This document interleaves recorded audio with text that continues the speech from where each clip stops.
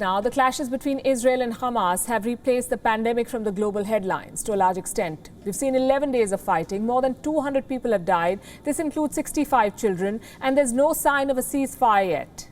All we have are conflicting statements. This morning, a senior official from Hamas said that a ceasefire is being discussed and that the world can expect an end to violence in 1 or 2 days. A ceasefire in Gaza Strip is now being discussed with mediators and Hamas. I think it will be within a day or two. God knows when mediators will succeed in reaching this equation.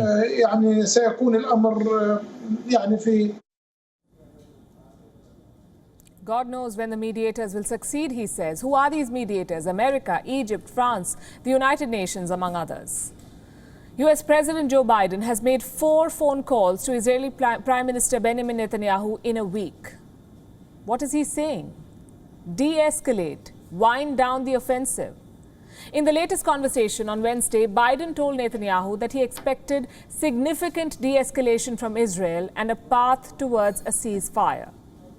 But Prime Minister Netanyahu seems to be in no mood to back down. Today, rockets rained on Gaza once again. Israeli fighter jets were seen in action. They conducted fresh airstrikes. Large clouds of smoke were seen across the skyline of Gaza as Prime Minister Netanyahu declared that he is, quote-unquote, determined to continue the offensive. I greatly appreciate the support of the American president, our friend Joe Biden, for the self-defense of the state of Israel. I am determined to continue this operation until its aim is met to restore peace and security to you, the citizens of Israel. This message from the Prime Minister was for his domestic audience. Officially, Israel has denied that negotiations are taking place, but privately, Israel has reportedly been talking to Hamas and trying to work out a deal. What could this deal look like? What kind of terms are they discussing for a ceasefire? This is what we've learned. Israel wants Hamas to halt all rocket fire at Israeli cities. It wants Hamas to stop digging tunnels, attack tunnels towards Israel, and it wants an end to all violent demonstrations on the Gaza-Israeli border. What about the other side? What does Hamas want? They too have released their own list of demands, and they want 2 resolutions from Israel. One is on the pending eviction of Palestinians in East Jerusalem, Sheikh Jarrah, and 2 on the Israeli police action at the Al-Aqsa Mosque.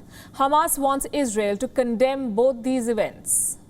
Meanwhile, the hunt for a diplomatic solution has gathered pace. Today, German Foreign Minister Heiko Maas visited Tel Aviv. What is Germany's role in this conflict? It wants to discuss what the international community can do to push for a ceasefire. Today, this German Minister Maas met with the Israeli Prime Minister, the Israeli Foreign Minister, and other leaders in the cabinet. He was taken on a tour of a destroyed home as well. And this is where the minister from Germany was accompanied by the Czech and Slovakian foreign ministers. Back in Germany, Chancellor Angela Merkel said Israel has a right to self-defense, but there needs to be a sustainable truce between Israel and Hamas. Ist es auch richtig, dass Israel sich hier... We stand for Israel's right to self-defense, and that's why it is right that Israel is taking massive action. But on the other hand, we want to contribute to diplomatic attempts to secure a long-term and sustainable situation in the region. Unfortunately, this has not happened over decades, but that's no reason to pursue efforts. Aber nicht, dass man sich nicht weiter darum bemühen muss. Meanwhile, officials in Gaza are now counting the cost of this war, and this is what their estimates say. In the last 11 days, at least 184 residential towers and houses and 33 media centers have been completely demolished. This is their estimate.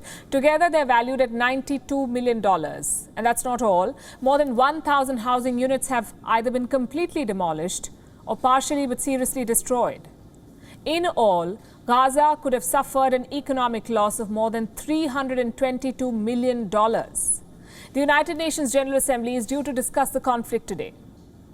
Before that, France made a fresh move for a resolution from the United Nations Security Council, the UNSC. But we know it won't sail. The Americans have already said that they will not support the French call for resolution. So far, the Security Council has met 4 times to discuss the Israeli-Palestinian violence, the fighting now. 4 meetings and not a single resolution. That's because the United States will not allow it. In the last 50 years, we can tell you, the US has blocked more than 50 resolutions against Israel at the United Nations. And even now, it says Hamas and Israel must work out something privately. It's a fact that a UNSC resolution will not change anything on the ground unless both sides want to. It's also a fact that permanent members with veto powers have made this body useless. So if and when they achieve a ceasefire, it will be despite the United Nations and not because of it. WION is now available in your country. Download the app now and get all the news on the move.